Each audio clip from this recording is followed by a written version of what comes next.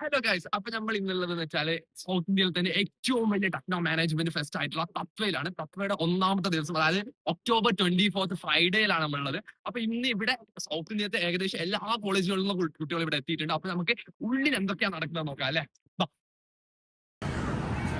അപ്പോൾ ഇവിടെ നമ്മുടെ NITCയുടെ മാപ്പ് ഉണ്ട്. അപ്പോൾ നമുക്ക് എവിടെയൊക്കെയാണ് എത്തേണ്ടത്, അതായത് ലെക്ചേഴ്സ്, ഓരോ സ്ഥലം അസൈൻ ചെയ്തിട്ടുണ്ടാവും. അപ്പോൾ അതുപോലെ ഗെയിമിംഗ് ഇവന്റ്സ് ഒക്കെ ഇവിടെ നടക്കുന്നുണ്ട്. അപ്പോൾ നമുക്ക് ഫസ്റ്റ് ഗെയിമിംഗ് ഇവന്റ് ആയിട്ടുള്ള നമ്മുടെ ഗോകാർട്ടിലേക്ക് പോകാം. വാ.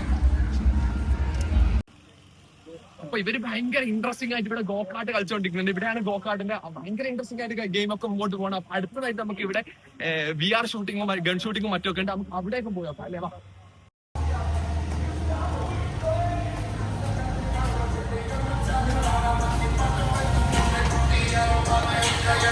ഇവിടെ ഇങ്ങനെ 3D ആയിട്ടുള്ള ഗെയിംസും കാര്യങ്ങളൊക്കെ കളിച്ചുകൊണ്ടിരിക്കുകയാണ്. അപ്പം നമുക്കിത് അവർക്ക് എന്താ മനസ്സിലാകത്തില്ല, അവരുള്ളിൽ കാണുന്നത് വേറെ ആയിരിക്കാരോ. അപ്പോൾ നമുക്ക് അടുത്ത ഗെയിമിംഗ് ഇവന്റിലേക്ക് പോകാം അല്ലേ. വാ. അപ്പോ ഇപ്പൊ നമ്മളുള്ളതെന്ന് വെച്ചാല് മിനി ഗെയിംസിന്റെ ഏരിയയിലാണ്. അപ്പൊ നമുക്ക് മിനി ഗെയിംസ് എന്തൊക്കെയാണെന്ന് വന്ന് കാണാം അല്ലേ. വാ.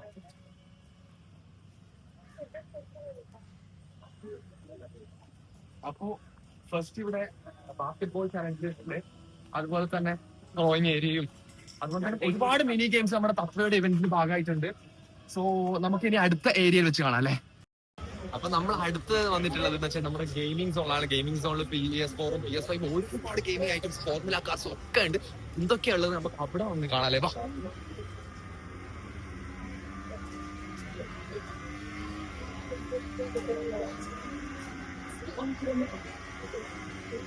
ഇവരിവിടെ ഇങ്ങനെ ഫോർമുല റൈസ് ഒക്കെ കളിച്ചുകൊണ്ടിരിക്കുകയാണ്.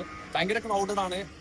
പിന്നെ ഇവിടെ ഇപ്പോ ഇവിടെ എന്താ നടക്കുന്നത്, ഇവിടെ എന്താ നടക്കുന്നത്, ഏതാ ഫോർമുല കാറാണോ? അല്ലല്ല, അത് PS5.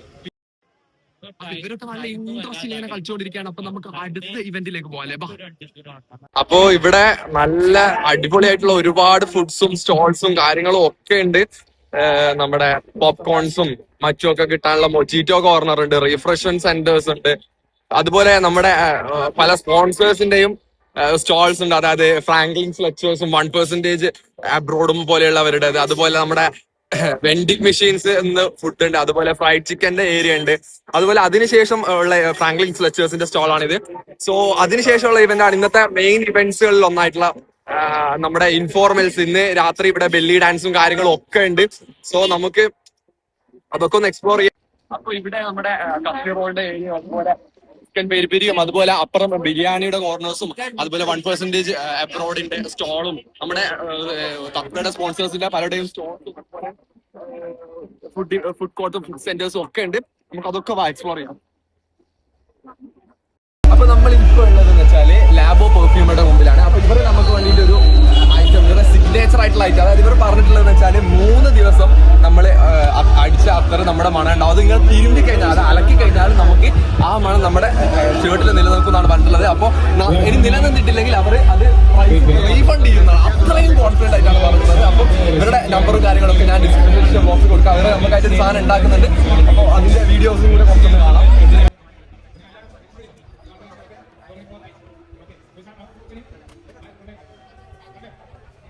അപ്പോൾ നമ്മൾ ഏതാണോ ഫ്ലേവർ കൊടുക്കുന്നത് ആ ഫ്ലേവർ തന്നെ 99% ആക്യുറസിയോട് കൂടെ ഹൈ ലോങ് ലാസ്റ്റിംഗ് ആയിട്ടുള്ള പെർഫ്യൂം മൂപ്പർ ഉണ്ടാക്കി തരുമെന്നാണ് പറഞ്ഞിട്ടുള്ളത്. അപ്പം മൂപ്പരുടെ നമ്പർ ഞാൻ എന്തായാലും ഡിസ്ക്രിപ്ഷൻ ബോക്സിൽ കൊടുക്കാം. അപ്പം നിങ്ങൾക്കാർക്കും താല്പര്യം ഉണ്ടെങ്കിൽ മൂപ്പരെ കോൺടാക്ട് ചെയ്യാം.